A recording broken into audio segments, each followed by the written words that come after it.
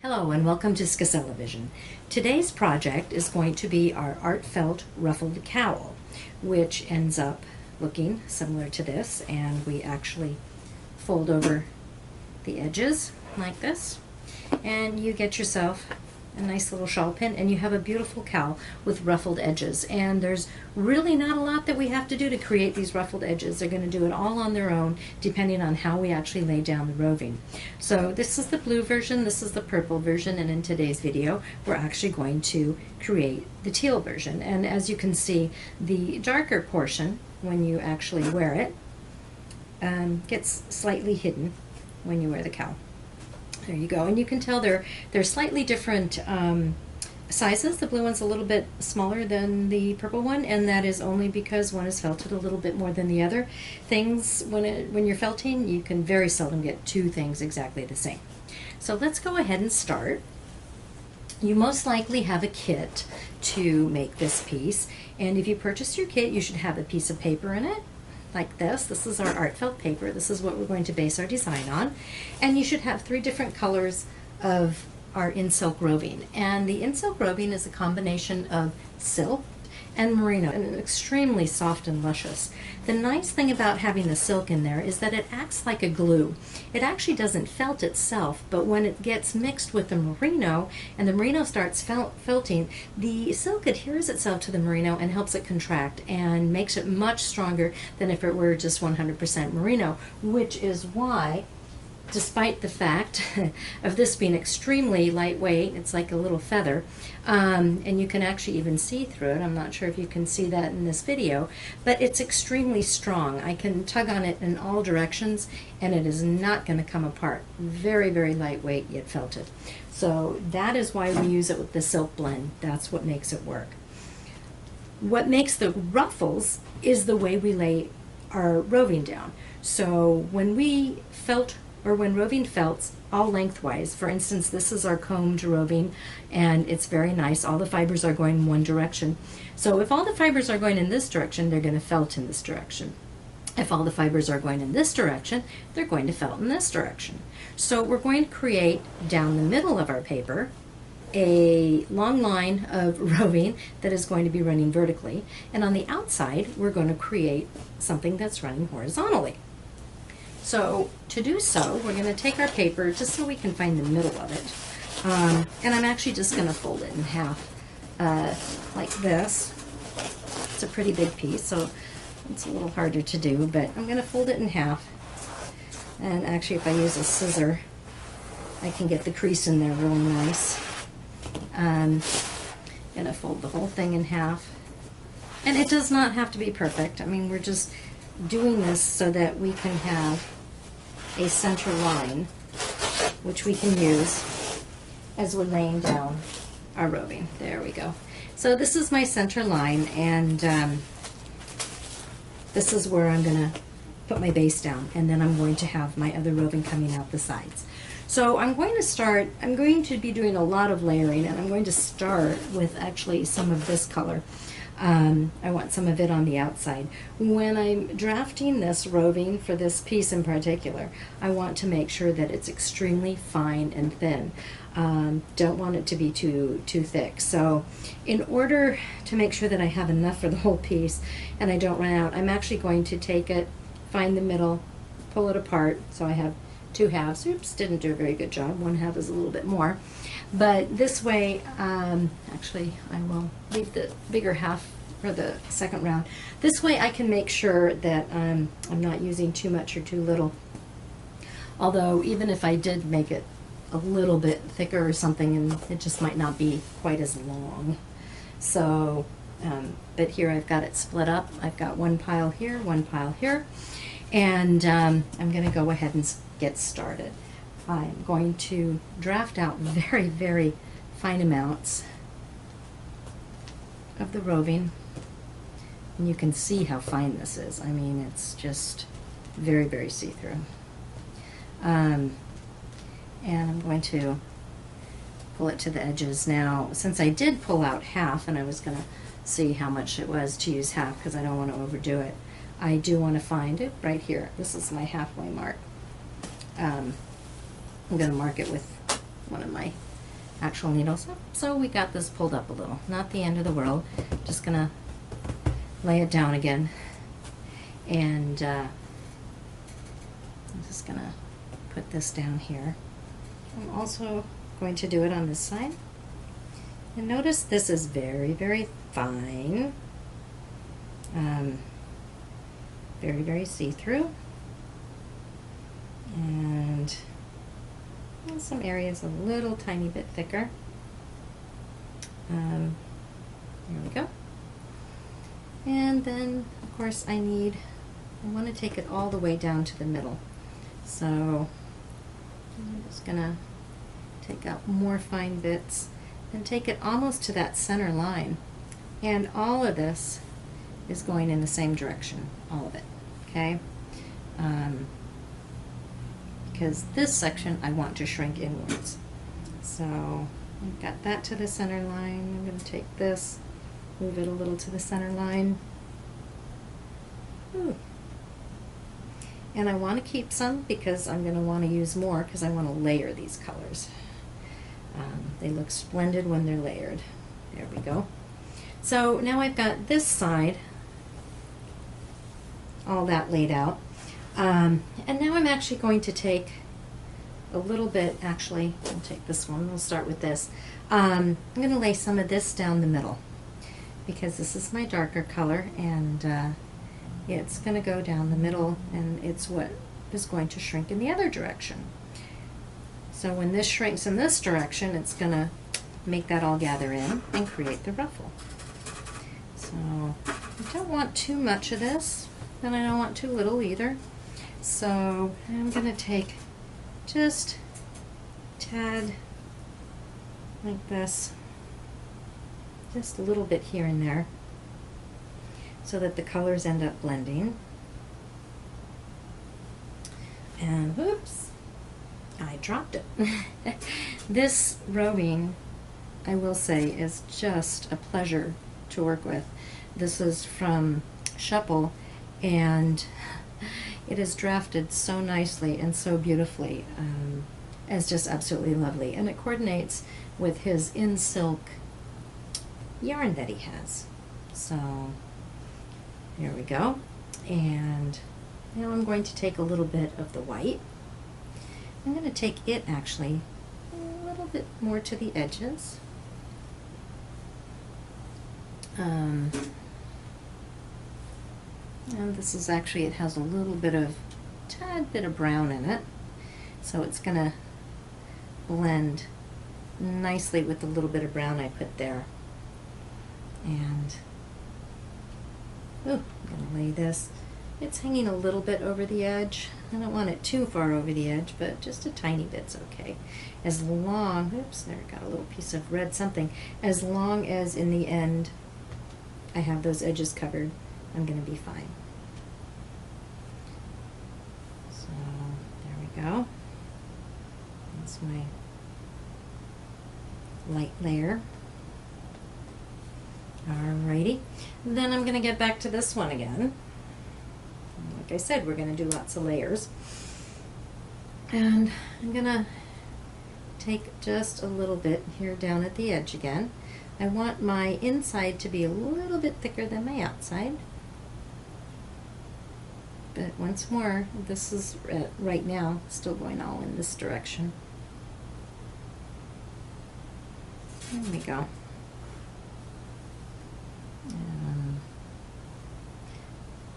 The reason I sometimes see I'll pull it and I'll go like this is because the fibers on the edge that I'm pulling out are a little bit more uneven, and I want those uneven fibers to go towards the edge.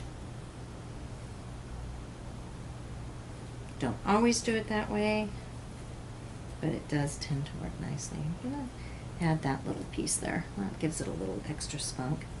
So there we go. I've got that, and then I'm going to take once more this and take it down the middle a little bit, just ever so slightly, so that we know it's going to shrink that way.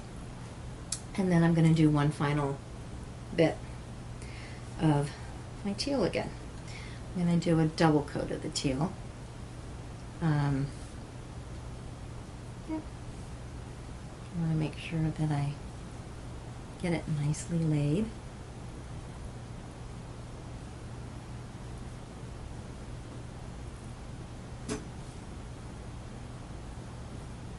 And it's very, very fine, as you can see. It's still see-through, so, which is good. That's the way we want it.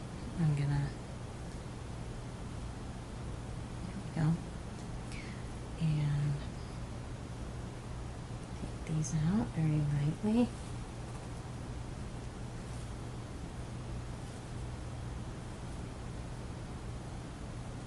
Need to get more on the edge, maybe.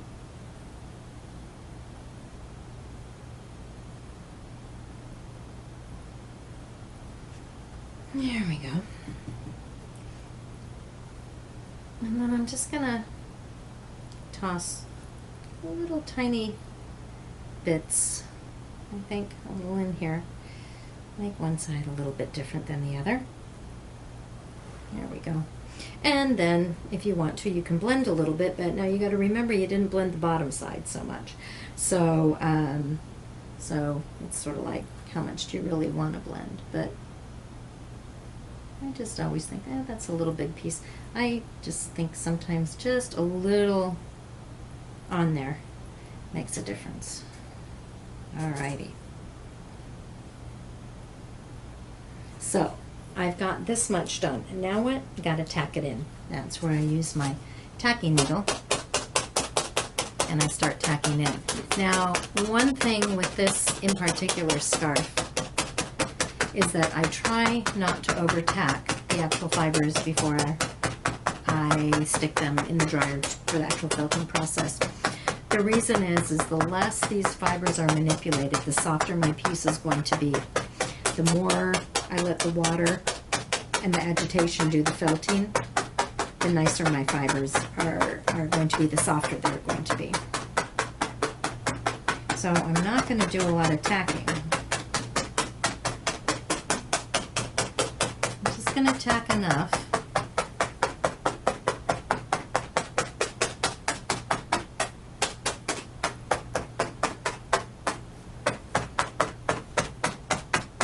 so that when I pick up my piece, oops, we had this needle in here, that it doesn't come off. And as you can see, I'm holding it upright and it's not coming off. You can see how much tacking was done with all these little marks, and it's not a lot. So now what I'm going to do is I'm going to move my piece down. I still have a little roving left over, so I may have roving left over from this piece, and that will be just fine. I'm going to move this down, and I'm going to work on the second half. And I'm going to do the second half the same way I did the first half. So I'm going to start with these very, very light wisps coming out.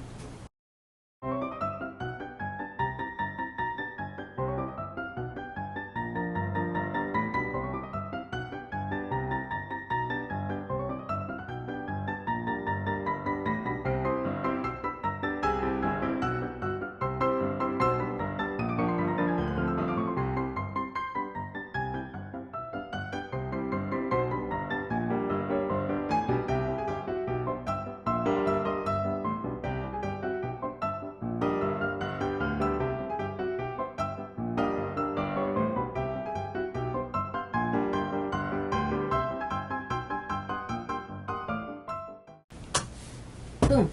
All right, so now you've got your complete piece here. You've got one end, goes to the other end. And now what we need to do is we need to wet this piece. We can certainly do the lasagna pan method, which I frequently use, but because this is a little wide and I have some of the fringes hanging off the edge, I think what I'm going to do is get a large plastic bag, cut it in half, a 33-gallon bag, cut it in half, unfold it, and the plastic will be wide enough so that I can let these fringes hang out on the edges.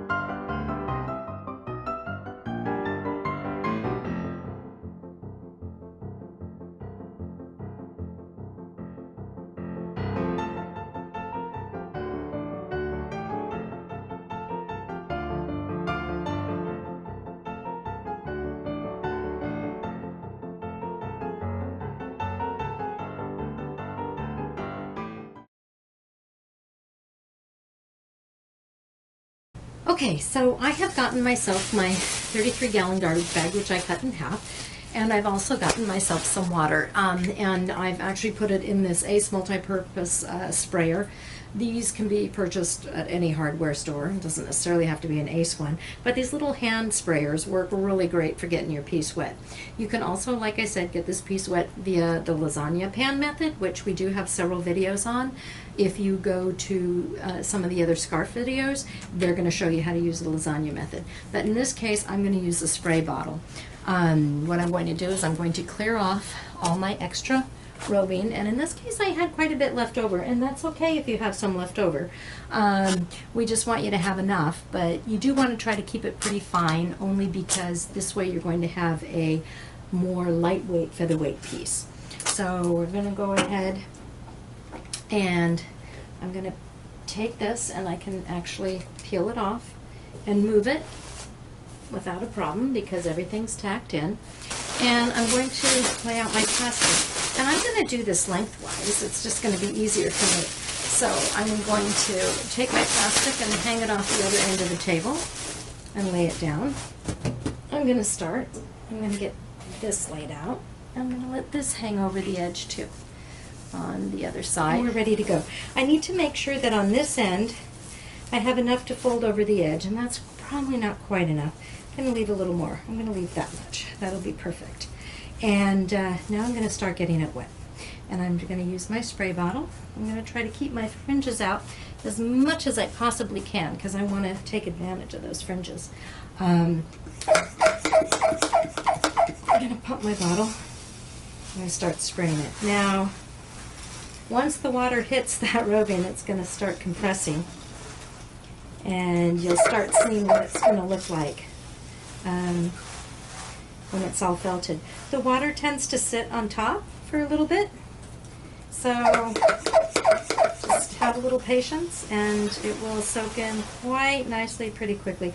You can see when it's getting soaked in, when you look at it closely,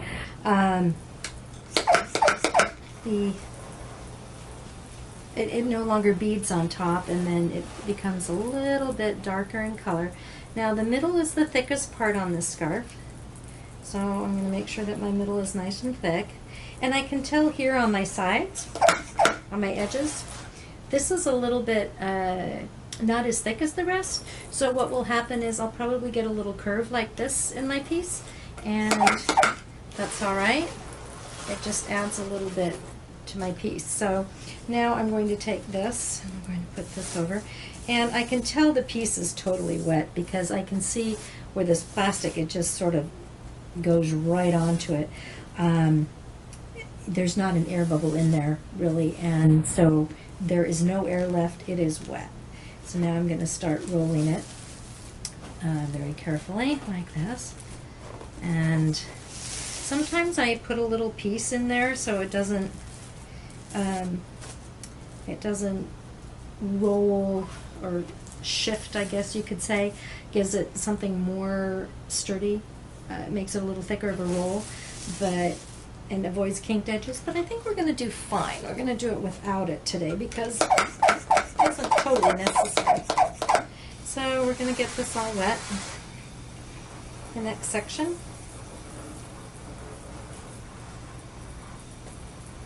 Got a little kink there. Try to pull that kink out.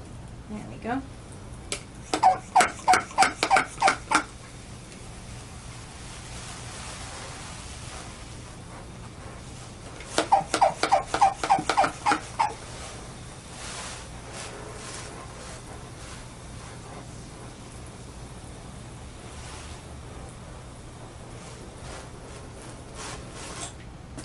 That's looking pretty wet. I'm going to continue to roll.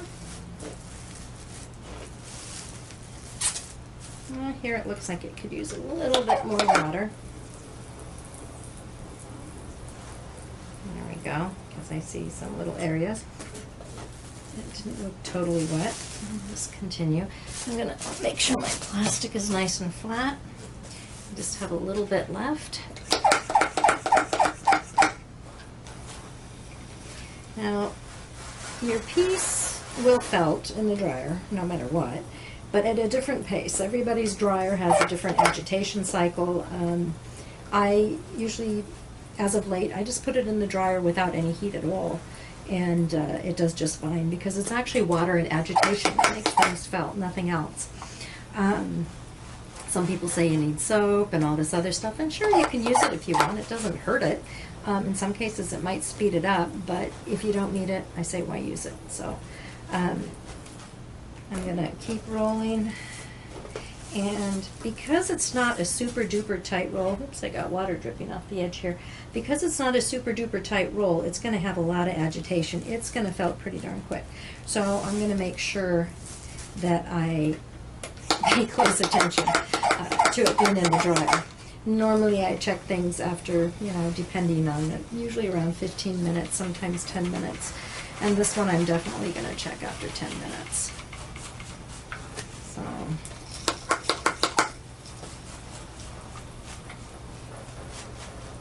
there we go.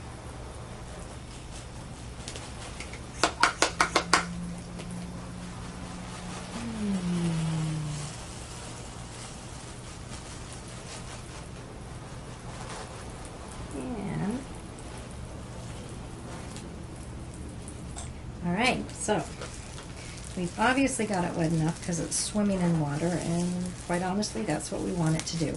We don't want it dry in the least. There we go. And we've got it all rolled up. Okay, as you can see, I've gotten myself a towel, and I'm just going to absorb some of this water that we have running out. As you can see, it is running quite a bit. I mean, there we go. But the one thing I know is that it is wet. And that is really what you want. You want it nice and wet. Now, it doesn't have to be quite this wet so that it's pouring out, but it certainly doesn't hurt it either. So I'm going to grab my edges and put this in here. Oop. And normally I would tie a knot.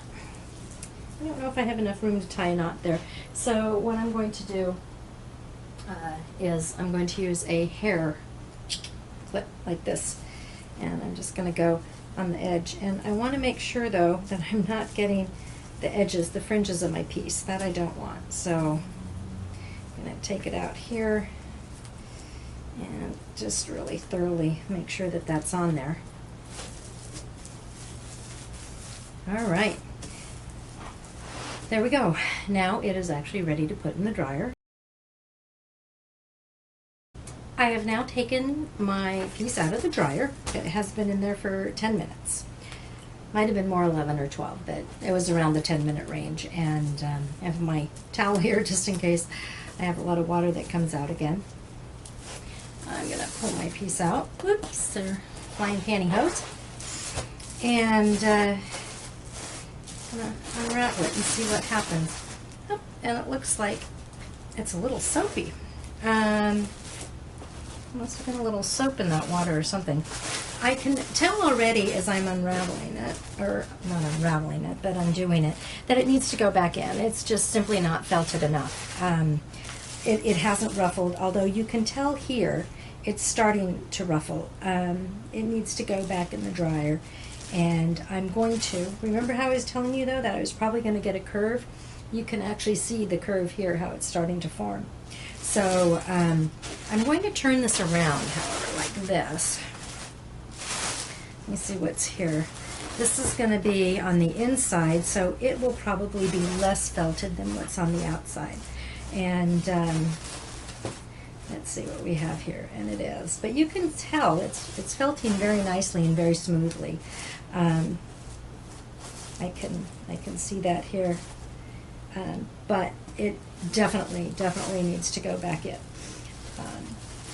So what I'm going to do is, once more, I'm going to turn it around, and this time I'm going to put this side in first, because this side was felting a little bit quicker to start. So I'm going to pull it down on the plastic because I need to make sure that I have enough plastic as I go along. There we go. Oop. That might have been a little too much. There we go. And you do want to be careful as you're picking it up. I mean, even though it's strong, it's not totally strong, and you don't want it to tear on you. So I am going to see all these little fringes that are sticking out on the sides. I want to keep those sticking out. So I'm going to make those go out again. There we go. And then I'm going to start rolling. Pull this down, and I want to make sure that my fringes and my paper are flat. There we go. And notice I can use my hands and pull it out. It's not coming apart. It's already gotten a little felted. It's just not a lot and not enough. So, oops, I have a pair of scissors under here. And once more, I'm getting my whole body in the video. But that's what I need to do to get it rolled. So, I want to make sure that it's, there we go. Get it rolled more. There. And pull this plastic out so it doesn't pucker. There we go. And then get this leg nice and flat.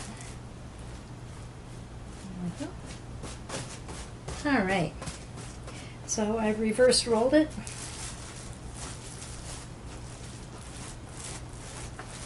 There. Now I'm going to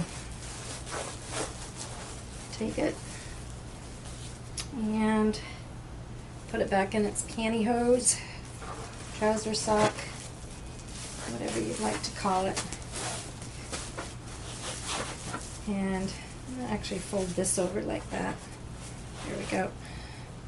Tie myself a nice knot. Slip knots are good.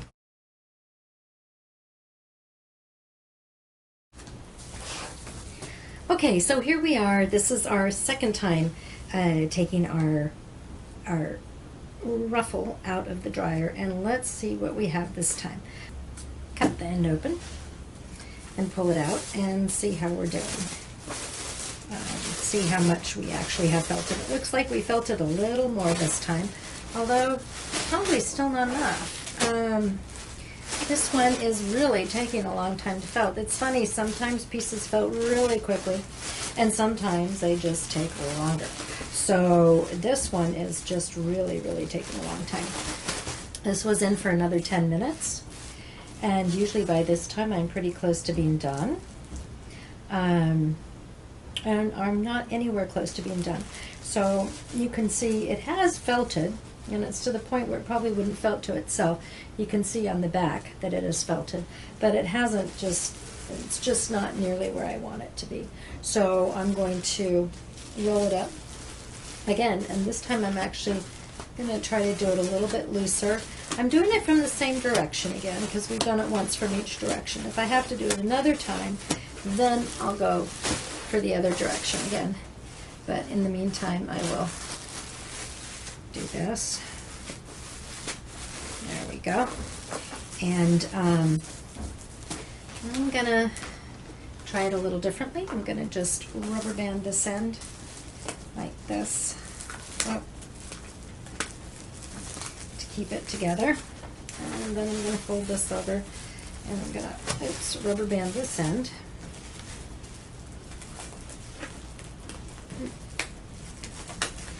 And I'm hoping that it will get a little more action in the dryer this way. So I'm actually going to take, because I don't want the thing to fall apart, and put one rubber band in the middle. There we go. I don't quite know why we're having so much trouble felting this one, but every once in a while a piece takes a little bit longer to felt. So, and this one is just one of those pieces. So now I'm going to throw it in the dryer for the third time. All right, the last time we packed our cowl in the dryer, we actually rolled it very, very loosely, and it looks like that might have done the trick. Let's see what we've got here. Oopsie.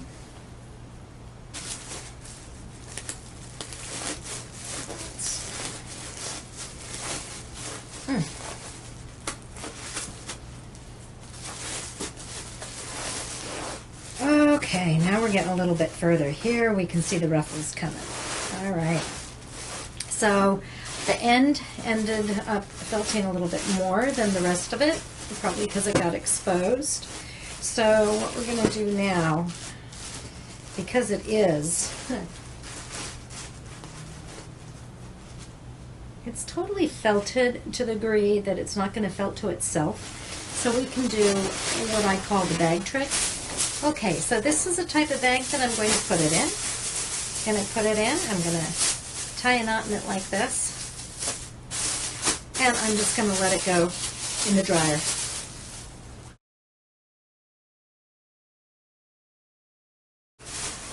Okay, so now we've taken it out of the dryer one last time, and it seems to me that the, let's see, now we're talking, now we're perfect. Here we can see how the inside has felted in this direction, and we can see how this is ruffling out on the outer edges here. Once this paper actually gets removed, you'll even see more of a ruffle. It's just right now the paper's sort of holding it in on the edges, and there's a couple of little roll-ups here, but those will all come undone once we dissolve the paper. So this one is ready to dissolve the paper in.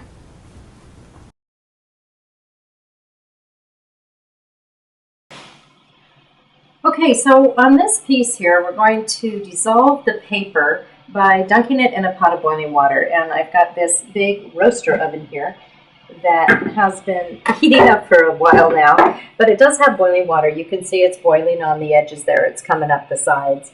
And obviously I don't want to put my hands in there, so I'm going to use a pair of tongs that I don't use for food. I only use these for Artfelt, and I'm going to just dump my whole piece in there. And I'm going to swirl it around a little. Now, don't freak out if your water turns color a little bit. The colors in most rovings are not going to be totally color fast when it comes to boiling water. So it's just a little bit though, usually doesn't matter. And if you keep your piece in here, for 30 seconds to a minute, it's certainly not going to hurt it. The color's not going to shift. So I'm just going to swirl that around a little. Looks like almost all the paper is dissolved. It goes pretty quick.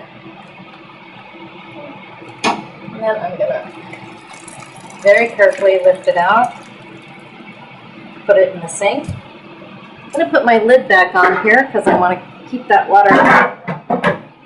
And then I'm going to rinse it. Once more, if you have a sprayer, you're going to want to use your sprayer only because it works easy. And I'm going to want to try to get all my starch out. And I can feel that there's no starch left in here because it's not gummy. You can have it, there's a gummy feeling to your piece if there's starch left in it. So if I just squeeze it a few times, do not wring it. You don't want to wring it out of shape. Squeeze. It's really nice. There you go. And you can see I've got my ruffle scarf with my ruffles on the edges, and you can see some of these are a little tight, so I'm going to pull the ruffles a little this way. That's just the edges there. A bit more of the ruffled look. You can see it's very fine, yet it'll be strong once it's actually dry. And on this piece, I can, if I like, roll it in a towel to remove the excess water, and then just hang it over a chair for the final dry. It turned out, look. There we go. And there's that little curve I pointed out that I was going to get when I was actually doing my tacking in. And now I'm all set to let it dry, and I'll probably, just as I let it dry, fold it in the shape I want, which is actually with that middle section folded over. And so that's the look that I get.